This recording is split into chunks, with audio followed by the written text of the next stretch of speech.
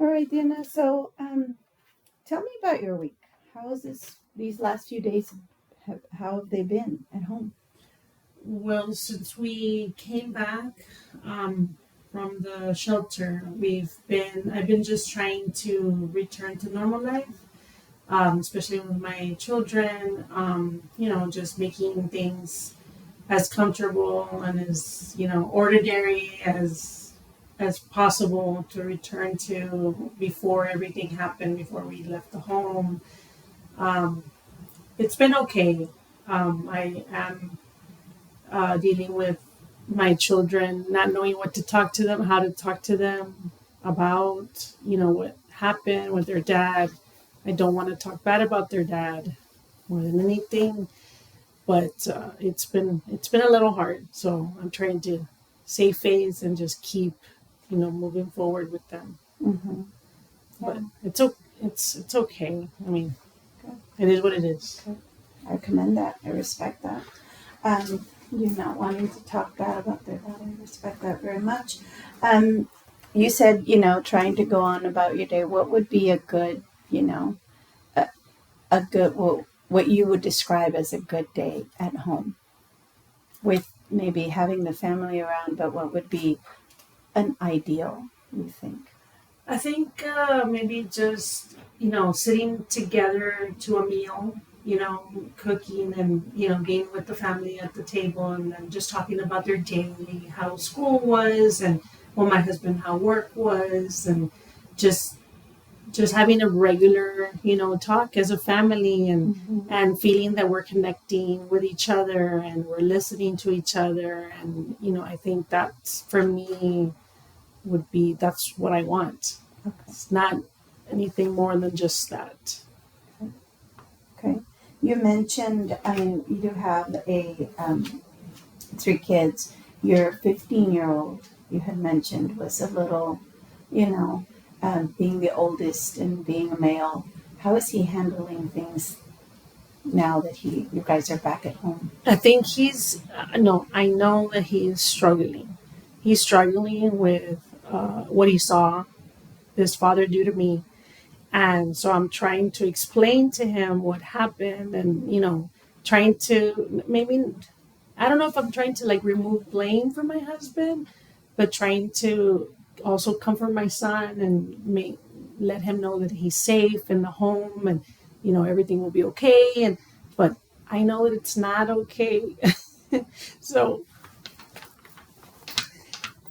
Okay. but I'm trying to make things okay for him and trying to get him to maybe not necessarily forgive his father, but have a relationship with his father, and also for him to understand that this is not okay what his father did to me. But Mm-hmm.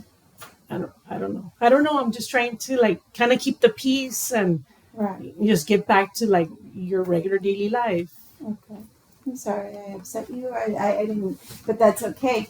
I asked you because you mentioned the last time that you sensed more from him, whether it was anger or, and I just wanted to, and you being here is a huge step towards helping him. It might not seem like we're helping him because you are here, but we are. Okay, but it starts with you. I just want to remind that change we have to help you so that you can help them. So know that strength will eventually go to him, and we'll get there. Maybe we can talk to dad about him coming to therapy as well, or maybe even convince him, your son, to come to, or maybe even in the future as a family or as a couple. We'll get there. Okay, Mm. we'll get there. Um so so let's focus on you, because that's what we're going to do. Okay, we have to help you before anybody else. um I want us to go and focus on how we're going to bring about, helping you. So what I gave you when you came in, or a little while ago when we started, is a stages of change. Okay, and I want us to focus on this so that we can see where we're going to, where we're headed, where we are. Okay, so I'm going to give you a couple of minutes just to look at it and kind of see, in that stage. And as you see, it goes around, and there's not really a stopping point because there's no, starting or stopping point. Okay, it is numbered, but that's just, uh, to give you somewhat, of a place to where it starts, where we contemplate. So I think, let me give you a couple of minutes to look at it, and then you tell me, where do you think you're at in this, at what stage? Well, thinking about it, and thinking about how I'm dealing with my son and everything, I feel like I'm more like at number three, determination. Like I'm committed to changing, to make things better for him and my two daughters as well. I think I'm there, but I don't know how to do it. That's what I feel at the moment. It's like I do want to make things better, but I don't know how to do it. I don't know how to, get back to what life was before, this happened to me. So I'm hoping that, talking to you will help me, give me the tools as to how to get to, that place, you know. How was life before, you said, you had mentioned that there was, he has pushed you, he has slapped you, he has, how was life before that? It was fine. It's like you get wrapped up in your daily life and stuff like that. And we would have arguments and everything. But I feel like he just got upset for whatever reason. I don't think that I provoked him or told him anything that would cause him to do that. But it was here and there, the beginning of our marriage where he would push me or get upset with me or kind of like, hold me tightly and, but I just like, whatever. I just didn't really think about it so much. But when he started the slapping, that was like, oh my God, this is not okay. And this last time when I decided to end up leaving, it was because he did it in front of my children. So I mean, I was like, I can't them not see those things. Like, it's just, I Mm-hmm. can't happen. So Mm-hmm. I did, but I felt we were happy that we were fine, but maybe we weren't okay because I don't think that's okay for, the things that he would do to me. And, but I just didn't know what to do or who to go to or, how to get myself out of this. Right.